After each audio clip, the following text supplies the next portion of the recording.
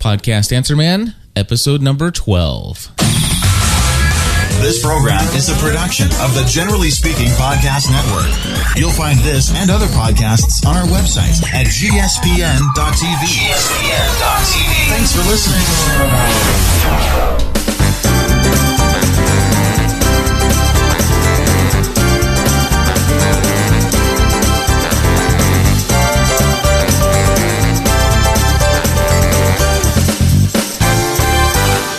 Hello and welcome back to the Podcast Answer Man. My name is Cliff Ravenscraft, and I played a little bit of the churchy music today because we are all going to be preaching about audience participation. In fact, we're going to be talking about LIPS specifically, and LIPS is a live interactive podcasting format.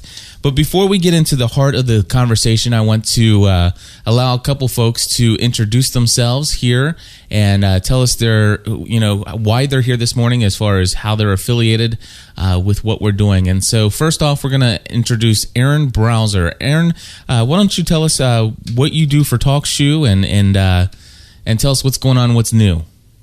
Okay, sure. Thanks, Cliff, and enjoy the music on this early morning. It kind of gets the blood going a little bit. Again, my name's Aaron Browser, and I work here at TalkShoe, and I run the product management organization, and really what that means is I kind of control the direction of where we go and getting things built and delivered. So I actually I was the first employee with TalkShoe, started almost 2 years ago now. I can't believe it's been that long. But I worked, Dave Nelson, the CEO and co-founder, or the founder of the company, hired me on to kind of take a vision that he had and try to develop it into a product. So been on this early stage. I actually started, and we originally didn't start totally focused on podcasting, but kind of at that 2005 timeframe, podcasting was just starting to hit, a little bit more mainstream. So we kind of rode that wave. So kind of seen it develop from just people putting their RSS feeds, getting on iTunes, to actually kind of exploding into this mainstream delivery system.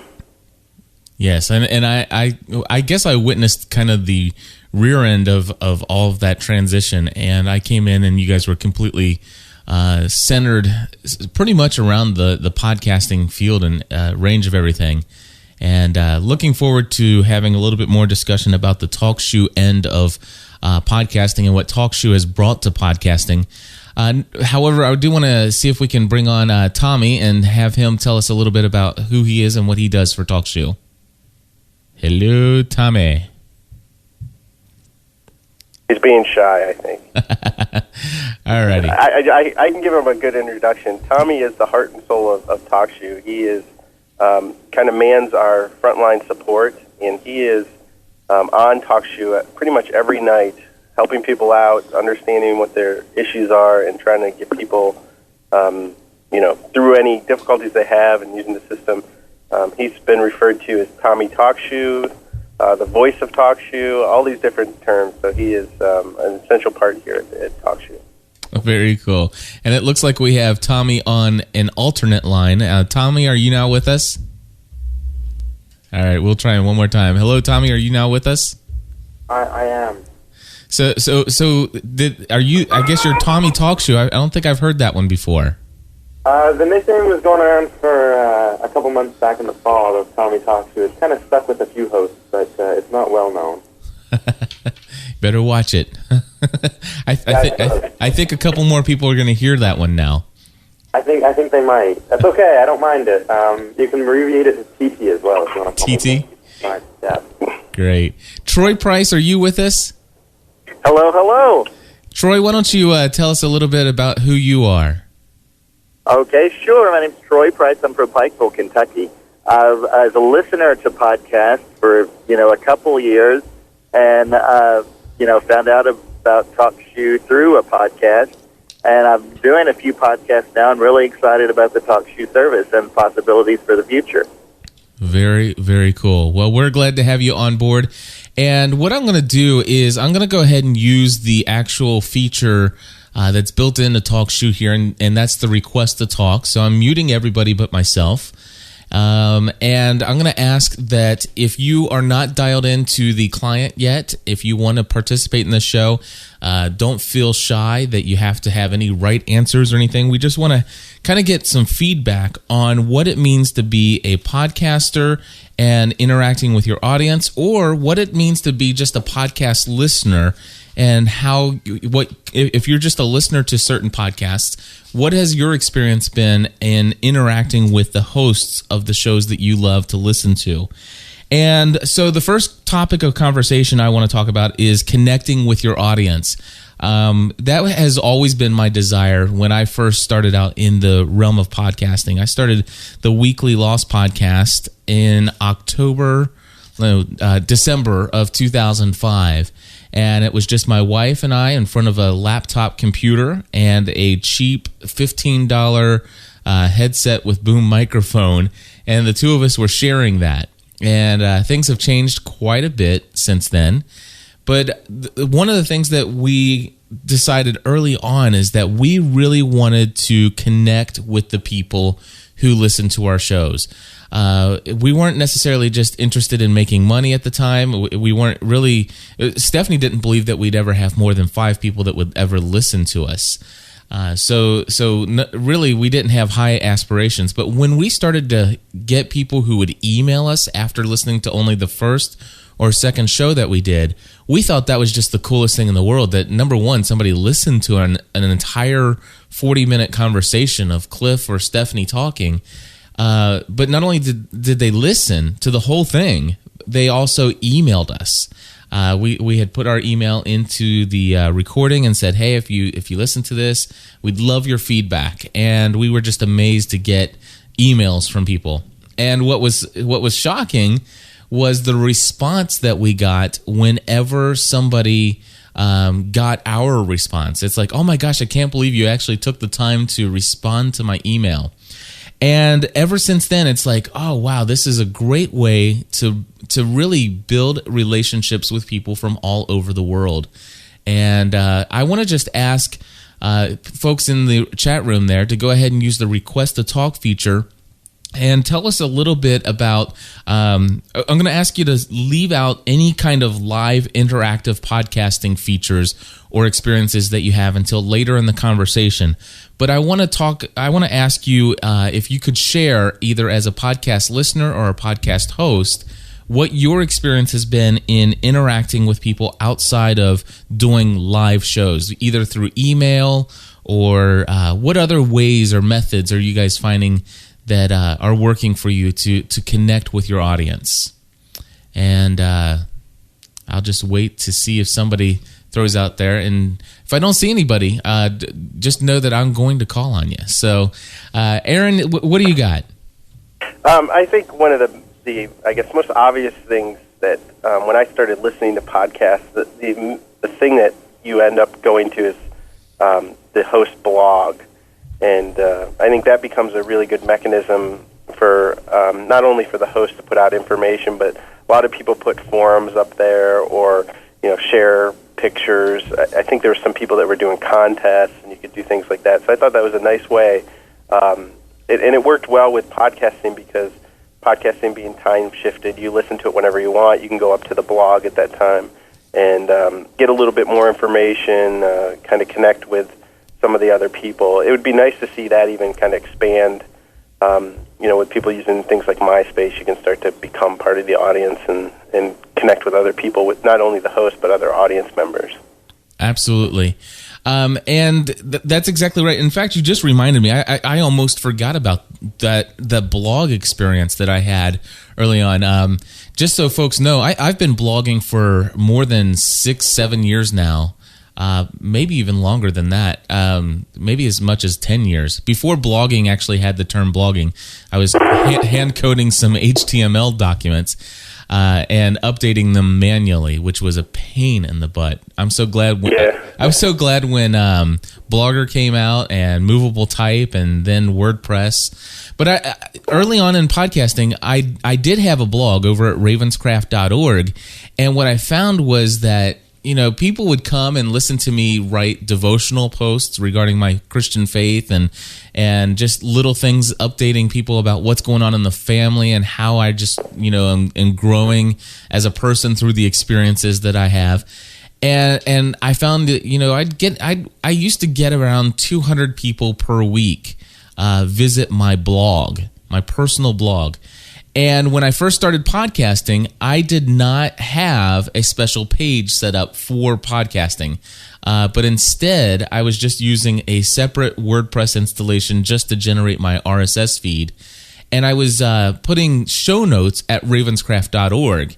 And I found that what was happening was that within about 4 weeks, my 300 unique visitors to my website, to my blog each week, jumped up to 1,200 to 1,400. And I think today I'm running about 30,000 hits per week now on the website. And now not all of those are unique anymore, but I think we're somewhere around 7,000 or 8,000 uniques.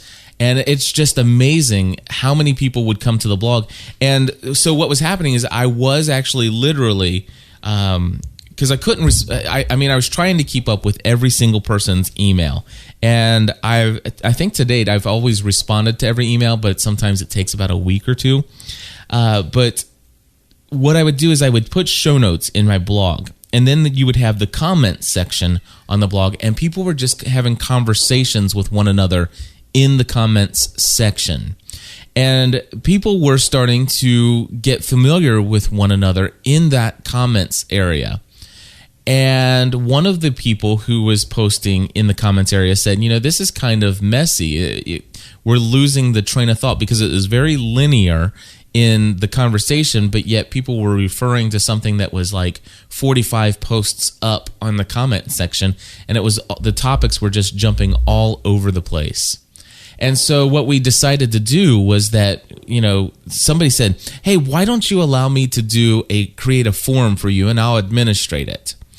And that became the Generally Speaking Podcast Network Lost Forum. And we were doing a show, of course, devoted to ABC's Lost. And we have now, I think, after almost 18 months of having that running, I think we have somewhere around 1,400 members in our forum, and probably about 700 people per month are posting in that forum, having conversations with one another. And so this idea of a community built around a podcast and me interacting with my audience has really grown to be something extremely valuable.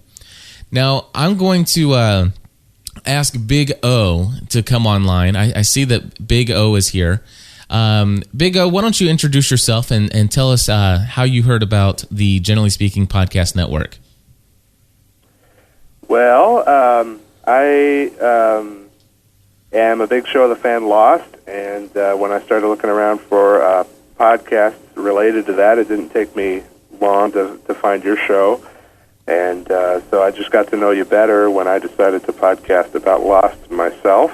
And so now I've been podcasting for almost a year now, too. And, you led me right into TalkShoe as well after you started using it. And I've been enjoying that immensely. It's made a huge change to the way that I do my show. And I really enjoy using the service. Very cool. And Big O, I see that you just joined us. So what I'm gonna do is I'm gonna go ahead and catch you up on the conversation just to let you know. Right now, what we're talking about is how podcasters, what methods of connecting with an audience are out there and have been used up to this point. And what I want to do is eventually move into this idea of how things have changed once we go live and interactive. And So let me ask you, Big O, did you ever do anything before Live Interactive, or did you just start out with Live Interactive? You mean, did I do any podcasting? Yes. Beforehand? Yeah, I've been podcasting around a year now, and I just started using TalkShoe in late December. Okay, well let's talk about the before TalkShoe days. What was your interaction with your audience like prior to TalkShoe? Well, pretty standard, stuff for podcasts, I struggled with it because I always wanted to feel connected to my audience, and I would come on when I would record, I would come on and beg people to send emails and, beg people to participate, but I never did feel like there was a great venue for that. And I would especially when I was first starting out and I didn't have a lot of listeners, I'd get like 1 or 2 emails a week, and even if I had a lot of downloads that week, it would still make me feel like I wasn't reaching anybody out there in the podcast world because I wasn't getting a lot of feedback, and that just immensely changed after TalkShoe came around. Very cool. That's exactly. I want to emphasize that's exactly how I felt. I was blessed by the fact that once I went into podcasting, that through the topic of Lost and the fact that we were, I think, only the 4th Lost podcast, fan-based Lost podcast out there, there was already such a huge audience, and we were being downloaded by 2,000 to 4,000 people. And I recall sometimes having a week where I only had, at times 5 emails come in. And I'm like, man, just people, are people listening to this? Or are they just downloading it? So interaction with the audience, I think is the theme here, is that I think a lot of podcasters really do want to connect with their audience. They want to hear from their audience. They want to know what their audience is thinking. And so far what we've talked about as some of the original ways to do that, at least initially to start things out, is asking them to email, send you email. Then there are comments on your show notes if you use a blog engine to do that, and there's the ability to do that. And then I'm going to bring up the next one, which is obvious, but let's see what Big O has to add to the conversation. Go ahead. And there's a lot of community website kind of things that have been around for a long time, like having a forum, and you mentioned comments on the blog, and all that stuff is stuff that I had thought about and dabbled with a little bit, but there's such a problem with spam these days that I found that for me, I didn't have the time to deal with it, and I tried asking for listeners to volunteer to moderate and didn't have any luck with that. So I know different podcasters approach that differently, but for me, it was just too big of a beast, so I never ended up having a forum. And I still might someday, but it didn't work out so well. Right, and that is critical. So we've got email, we've got comments on the blog, which even the comment section on the show notes can kind of be filled with spam, but there are some things out there that allow you to overcome that. But you're right, in the forum land, we actually are receiving about 20 to 30 registrations per day. And not that we're all that popular, because 17 of those are spammers for adult content websites.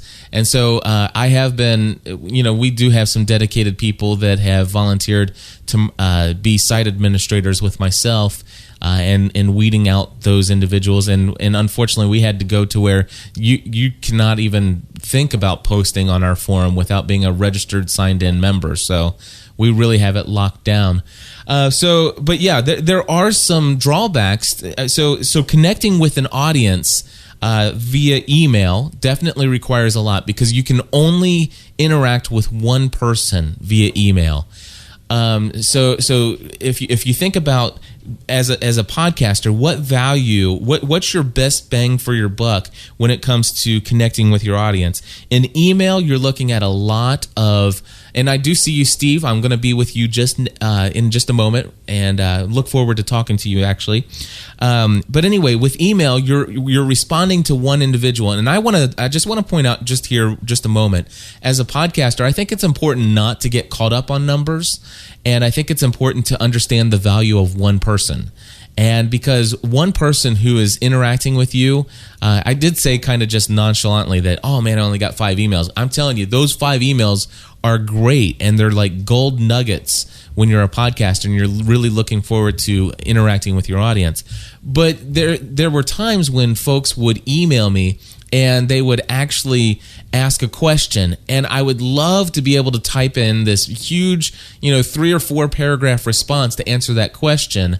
But then all of a sudden I would get 4 more emails behind that within the next couple days asking the same question, and I don't like canned messages. So the whole email thing was like, I'm just not getting this message out to enough people. And so the comments section on the blog or on the show notes allowed me to do that a little bit better. Now, the problem again with as a method of connecting with your audience, in the comment section, I talked about the drawback of the fact that it's so linear and topics are they're just mixed in together. It's hard to have a flow of conversation. And then on the forum, you're absolutely right. The decent forum softwares out there, they all are subject to massive spam attacks, and they take a lot to administrate. Even myself, even though I have 3 site administrators who handle almost everything, I still get hammered with emails if one person squeaks through and somebody signs in and does about 20 adult content links, and it's like, oh man, and that can take 20 minutes out of my busy day at the office, the 9-to-5 job. So there has been the forum. Now what I'm going to do is talk about the next logical step of audience participation, and one that I think is the best bang for the buck, and it's what we're here to talk about today, and that is having a LIP. And that's LIP. I'm actually coining that term right now, doing the LIP for podcasters, live interactive podcasts. And basically, live interactive podcasts are, in my idea, they are the ultimate way to really connect with your audience, to really build relationships with the people who listen to you on a regular basis. And I'm going to go ahead and bring Steve on the line. Steve, why don't you introduce yourself? Tell us your name and where you're calling from. Yeah, hi Cliff. Yeah, it's Steve here. I'm ringing from Melbourne, Australia. I know it's early in the morning there, but it's 10:30 at night here. Hold on one second. Steve, just 1 second. Megan, now that you're here, you have to say hello to everybody. Hello. This is my daughter, Megan. Megan, say, how old are you? 7.5. 7.5. And what did you come in here to tell Daddy? Do you know where my backpack is? You know what? I have not seen your backpack, sweetheart. So, did you need anything else? No. Okay. Can you say, have a good day, everybody?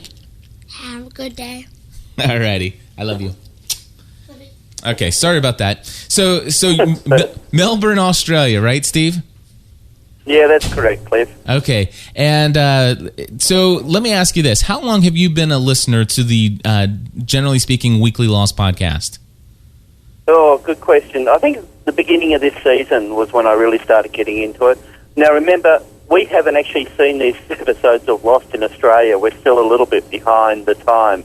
We have to torrent it down and then distribute it at work, and then we talk about it.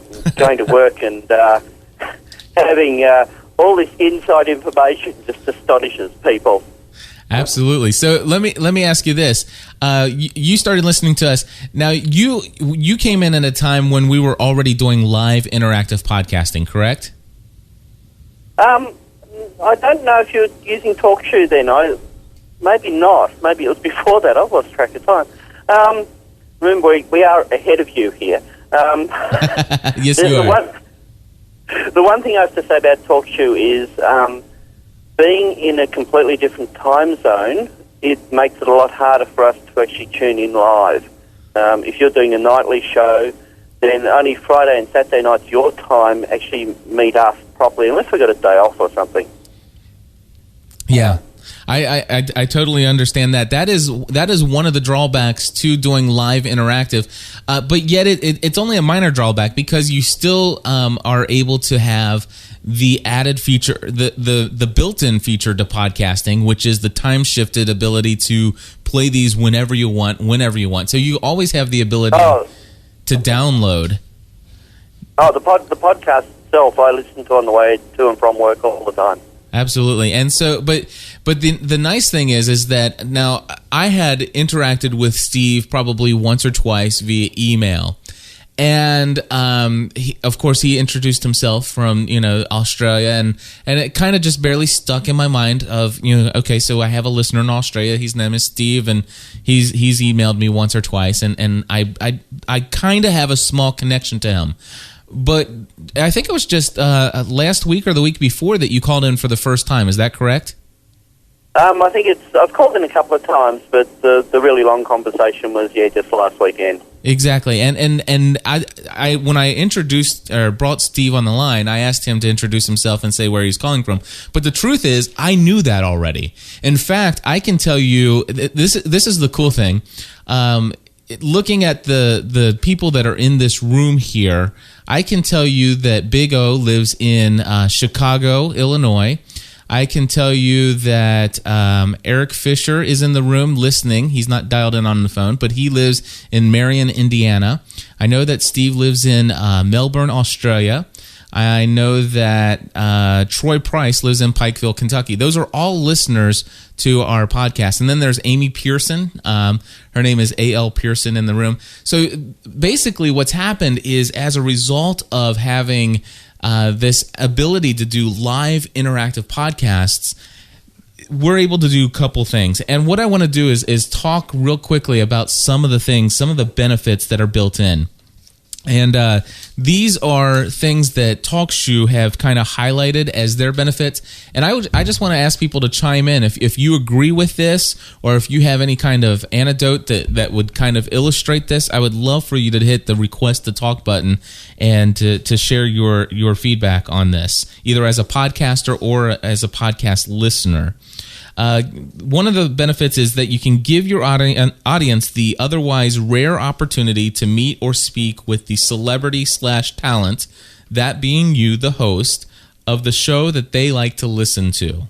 And I think everybody would agree, and go ahead and request to talk if you want to, but I think everybody would agree that the nice thing about podcasting is that pretty much, for the most part, any host out there is willing to sit down and have a conversation with you, whether that be via email or whether that be through listening to and playing your audio comment on the podcast and responding to you, or in this case, basically inviting you to call into a live interactive show and just having the ability to just chat with somebody. I will share with you a little story that kind of gives you an idea. And this idea of being a celebrity, those were not my words, but they were the words of some notes that I was reading here. But anyway, this idea of being a celebrity is kind of weird because it's nothing I would have ever considered myself to be or ever aspire to becoming. And before I got into the realm of podcasting, I had only ever been a fan of somebody else. And I never would have imagined somebody would be a Cliff and Stephanie fan or a GSPN podcast fan. It just wasn't within me to imagine that ever happening. But what happened was, I remember getting the early days in my podcasting. We had a lot of listener feedback come in via a voicemail line that we set up. And we asked people to call in to the listener line, leave a voicemail, and we'd play it in the show. And I remember the day that I switched over to a new service that not only sent me an audio file, but started to show me the caller ID listed on each of the emails. So basically, not only did I have the voicemail come in my inbox, but it also gave me their phone number. And there was one individual, I won't say anything because I don't want to embarrass anyone. But anyway, it was kind of weird. But this certain individual called consistently into our podcast. I mean, it was probably at least once or twice a week over the various podcasts that I do that he would call in. So I had already felt some kind of connection with this individual via having two one-way conversations, him calling in, leaving messages, me playing it in the podcast, and speaking back to him. And so I felt comfortable one day when he left a message asking a very specific question about how to accomplish something. And I figured, that's something I probably won't be able to get to answer on a podcast anytime soon. So why don't I just call him and just give him the answer real quick. So I took it upon myself to pick up my cell phone, and I dialed the number in the caller ID. And he says, hello, and I said, hey, this is Cliff Ravenscraft. And he says, who is this? And I said, Cliff. And he says, Cliff? I don't know any... Wait a second, is this Cliff Ravenscraft? And I'm like, he's like, from Generally Speaking? I'm like, yeah, this is Cliff. And he's like, no way! And I totally had one of those moments where I could tell that for him, he was thinking, what was going through his mind and the way he felt was the same way that I would feel about meeting somebody that I looked up to as a celebrity, such as a Jorge Garcia from Lost, or I mean, it was really awkward to think that somebody was actually thinking about me in that way. And it still blows my mind. And Eric, I know you say that I'm a celebrity, and I know you know better, because I'm just like anybody else. We all pass gas, right? So anyway, it really helped change my way of thinking about this. Troy, thank you for interrupting my monologue. Go right ahead. I need somebody else to say something in this show. Well, I'm trying to get my wife to join the call, but she's a little bit, shy on it. And because she's the one that hears almost weekly, well, Cliff said this about this, and, all that. And, she's allowing me time to, call into a podcast. So, you're, like you said, that one listener makes a difference because they are your speaking post to their immediate, area. And my wife, knows, the podcasters that I listen to and each intricacy that's on Lost because, I share those, or about podcasting in general. She knows more about podcasting as a non-podcaster than I think anybody else does because I just, jibber-jabber about it from listening, to shows like yours. Right. And the ability, I think, for our listeners to actually call in and talk to us. I mean, the fact is that let's just say Jorge Garcia, had his own podcast or was doing something official with ABC, or even Damon. Here's a perfect example. I mean, the official Lost podcast out there. The fact is that you'd be hard pressed to find anybody that would ever have the ability to interact one-on-one with Damon Lindelof and Carlton Hughes. That's just not going to happen. Big O, what do you have to add to the conversation here? Well, I couldn't help but mention you because you were talking about Jorge Garcia. I had the opportunity to interview him a little while ago, and because I was using an interactive podcast, because I was using TalkShoe, I was able to run a contest leading up to that interview to give one of my listeners the opportunity to come on and ask Jorge a question. So we recorded it live on TalkShoe, and people connected and listened to the interview while we were talking. And one of my listeners that had won the contest got to come on, actually talk to Jorge and ask him a question, and that was as huge a moment for me as it was for that listener, because here he is talking to one of the stars of the show, and it made me feel like suddenly it took podcasting to such a new level. Like suddenly I'm feeling like a radio host instead of just somebody, talking into my computer in a closet somewhere, Absolutely. That is the other thing is live interactive. You touched on two other points that I was going to make, and let me go ahead and bring up the second point, and that is that having a live interactive podcast can really make your audience feel special, because what you're doing is basically you're allowing them to be a part of the show. And you're actually providing them access to speak about the topic that you're passionate about, but obviously because they listen to your podcast, they're also passionate about it.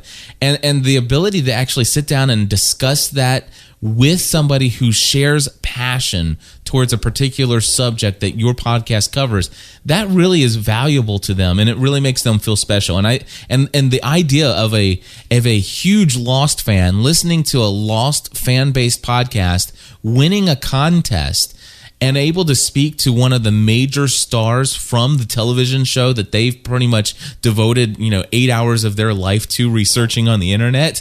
I mean, that is huge. And if that doesn't make somebody feel special, I don't know what is, or what can. And that, you're exactly right, Big O, is that cannot happen without the live interactive podcast feature. Now, the other thing that you had brought in is that the fact that live interactive podcast basically means that you can have more fun creating your show. I know what it's like sometimes to sit there and stare into a wall or stare into your microphone or a computer monitor and just monologue for a while. And while I do enjoy talking, as if you couldn't tell, and while I do enjoy hearing myself talk because I wear my headphones and turn my bass all the way up and I feel all warm and fuzzy inside, and I don't know if that's a problem or if I should seek help or counseling. But anyway, I do enjoy that. But the fact is that I actually have more fun creating shows when I actually have live audience participation, because it really does spark spontaneity. It brings out a little bit more of the real me when people ask me questions and I don't have any kind of scripted response. And not only that, but sometimes the fact is that it really can bring a lot of entertaining value or content to your show. I mean, it can sometimes it's just downright funny, and there have been some times that I literally I thought, my gosh, I'm going to have to start editing these again, because if I laugh that hard again, I know I'm going to pass out. But anyway, Big O, you have something else to add, so go right ahead. Yeah, there's one of the things that I've felt having done these lips, as you're calling them, is my listeners really improve the value of the show, I think, because, and you can relate to this being a podcaster. When you're recording offline, you'll get into that monologue and you're talking along, and then all of a sudden, like, you forget a word. Like you were about to say something and you're like, oh crap, what was that? And so you got to pause, you got to stop the recording, you got to wind it back, and you go look it up, and you waste all this time, and that can be frustrating, and you might end up just leaving that point out completely because you don't feel like dealing with it. When you're recording live, your listeners catch that stuff. You'll be like, oh, what was that? And immediately someone will request to talk, or they'll paste it into the chat room, and or I'll be talking, and that's the other thing, is like the people will catch mistakes. Like if I say something that's not correct, like I'll say, that happened on Lost back in episode 3, and immediately the people in the chat room will say, no, that was episode 5, and I'm thinking, thank you, because I would have gotten 8 million email about that if the show had gone out. That alone is worth doing live interactive podcasting, especially when you're talking about something where people expect you to be factually accurate.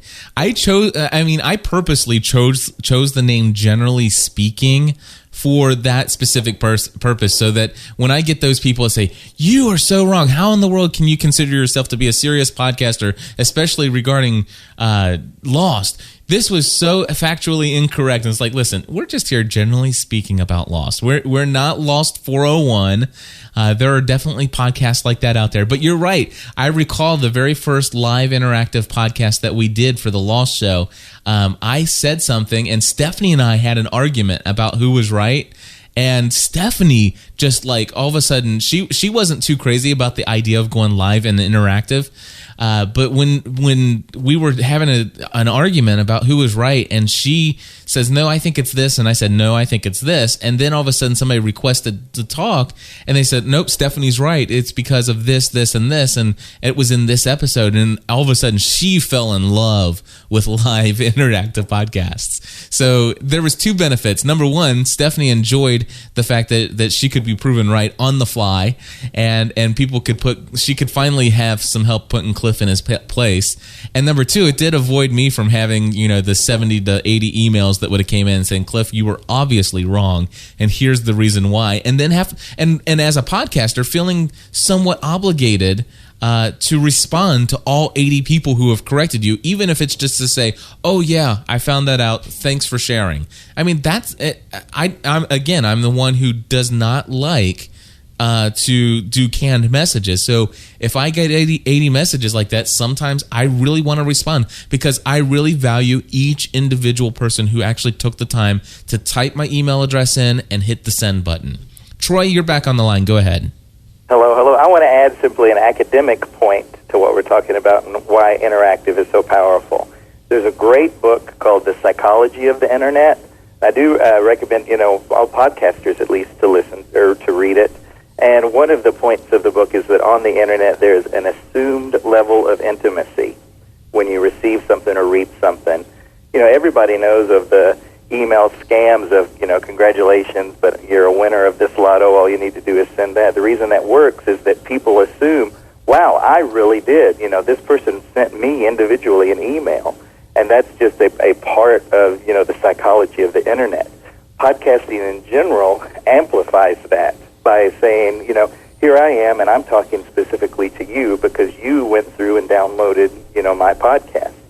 Interactively, it even, it exploits that by saying, I am here with you right now, and you and I are talking. We're having a conversation about this topic that we're both passionate about.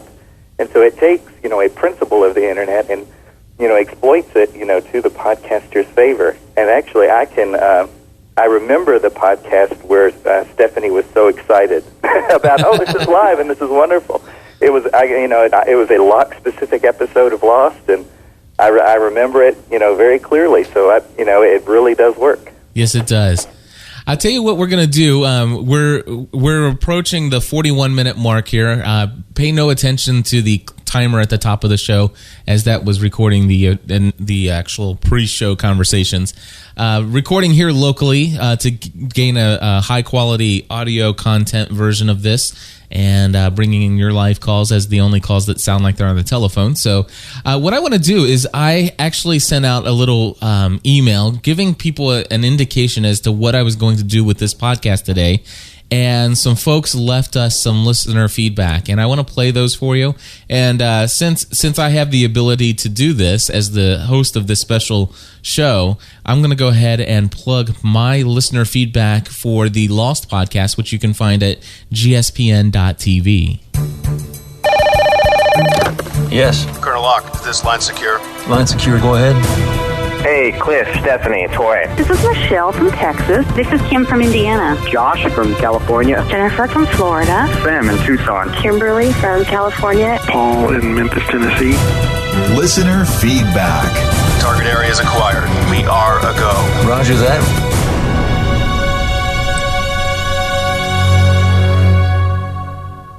Hey, Cliff and Stephanie, it's Chef Mark in New York City, and I am back. I'm so sorry that I missed you guys this last week. I was away in San Francisco on business, and I missed the episode, but I managed not to hear any spoilers until I got home, and I just heard your podcast tonight, and I was so excited to catch up. And just sorry that I missed you on TalkShoe last Friday, because I sort of got used to being able to talk to you guys live on TalkShoe every week, and it's sort of like our special time, even though, of course, you're sharing it with lots of other people. But I just want to catch up, and I will see you guys on Wednesday night for the new episode. Bye-bye. Alrighty, so if that's not perfect, a perfect example. Now, actually, Chef Mark actually left that voicemail before I actually sent the message asking for some responses. And I was amazed that this came in when it did, because that is a perfect example of how we have connected with a member of our audience. And for those of you who did not recognize that voice, that's Chef Mark Tafoya from the Remarkable Palate podcast. And also he does another podcast called Remarkably Mark. And Mark is an individual that we had some very good audience participation with early on in our podcasting. And as a fellow podcaster, he and I obviously interacted more than we would outside of just your typical podcaster / audience connection. But when we went to Live Interactive, it's like I would consider Mark to be a very close friend of mine. And you could just tell by the way the the things that he said in that voicemail, it's like, man, we missed our special time together. And Mark really does feel like a close friend. Stephanie and I sit there and we'll be having conversations with our non-virtual friends, what we call our non-imaginary friends here in Kentucky. And we'll talk about Chef Mark and just regular conversations. Like, well, Mark said that the other day. And well, actually, what's funny is we always say Chef Mark. And we never actually refer to our friends by their title here locally, but every now and then we'll be having a conversation. Chef Mark said the other day, it's like, who's Chef Mark? Why do you call him Chef? So it's kind of funny. But anyway, that's Chef Mark, and that's just one example. Here is another feedback that I had received from one of our listeners to respond. Hey, Cliff, this is Rachel calling from La Crosse, Wisconsin, calling in to comment on the addition of TalkShoe to your podcast. I've been listening to your Lost podcast pretty much since the beginning, and always enjoyed it. But really, once you added the TalkShoe features to it, it really it came alive and made it the best podcasting experience I've ever had. Previous to having TalkShoe, I would just listen at work and yell things at the computer screen, and pretty much that was it, because I'd always forget to call in or email in my thoughts. But being able to interact directly with you and Stephanie live on Friday nights it's made it wonderful. It's an amazing experience, and I recommend it to everyone. And TalkShoe is a great service, and it's actually allowed me to be able to do my own show called Sims 2 Challenges, which otherwise would have just been me talking and probably would have been boring. And people really enjoy it because they can get, for the same reason I enjoy it with your shows, because you can give your thoughts when you have them right away, and you feel like you're connected to the host and get to know them more, and you feel special because they're talking directly to you. And that's pretty much all I had. Thanks. Bye. There you go. And I have one last little bit of feedback here, and it's Eric Fisher, who is currently listening from work and probably not getting any work accomplished that he should. But here's Eric Fisher's response. Hey, Cliff. This is Eric Fisher from Marion, Indiana, and the We're Both Right podcast at bothright.com. Just wanted to leave you some feedback about the live show on Friday nights that you do for Lost. I just think it's a great show. I've been listening to it for a long time, but when it switched over to the live format on Friday nights, it really became much more of a community podcast. We were able to share with you live in the chat rooms, as well as just interject our thoughts immediately into the show, which made for a much more interesting and more fun show for you, I'm sure, as well as the listeners. Even if we weren't there at the live show when it was recorded, we would then have more fun listening to it later on, if we weren't able to make it Friday night to a live show. So I just wanted to throw that out there. It's some encouraging feedback, and I'll see you soon. Thanks. Bye. Alrighty. Well, thank you, Eric, for calling that in. I knew that you had to work today, and it really means a lot that you would go through the hassle of leaving me a voicemail comment. And so pretty much that's what we're talking about here.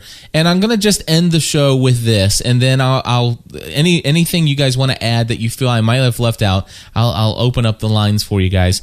But the one last thing I just want to say is that as a podcaster, one who has always desired to interact with my audience from the very get-go, I really wanted to build a connection. I literally wanted to build a community of people surrounding the podcasts that I produce, because I felt that was just something that I'm all about. I really enjoy connecting, getting to know people, building relationships with them, and just really interacting and really improving my own life and seeing other people's lives improved by just the interaction of close friendship.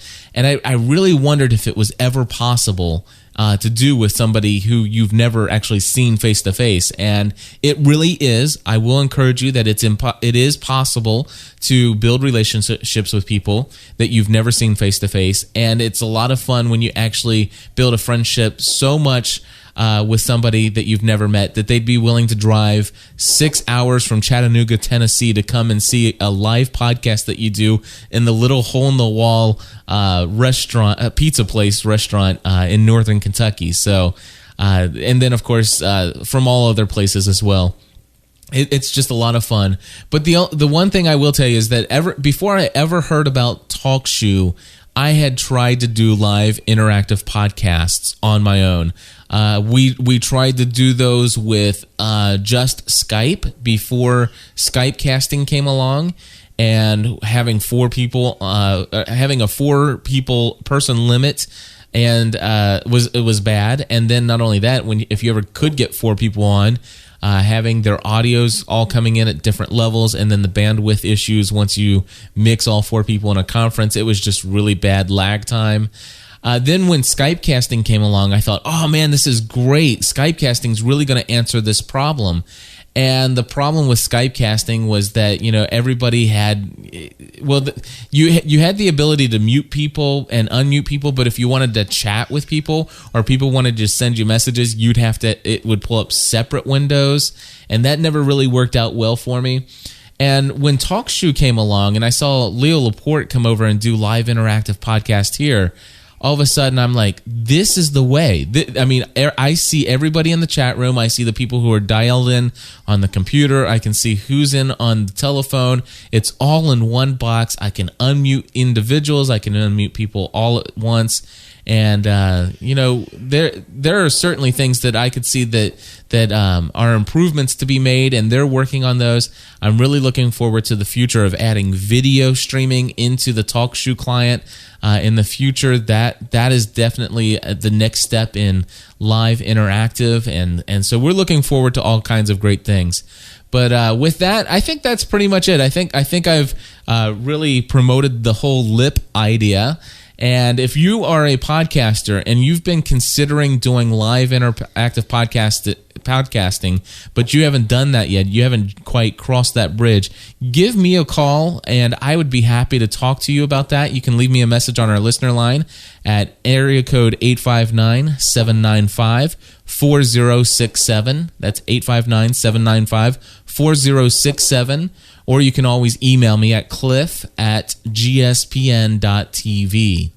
And with that, I'm going to ask if anybody else wants to add anything else. There are a lot of folks from TalkShoe here. If you guys want to say thank you to the folks at TalkShoe, just hit request to talk, and you can say a word of thanks. There's several individuals here.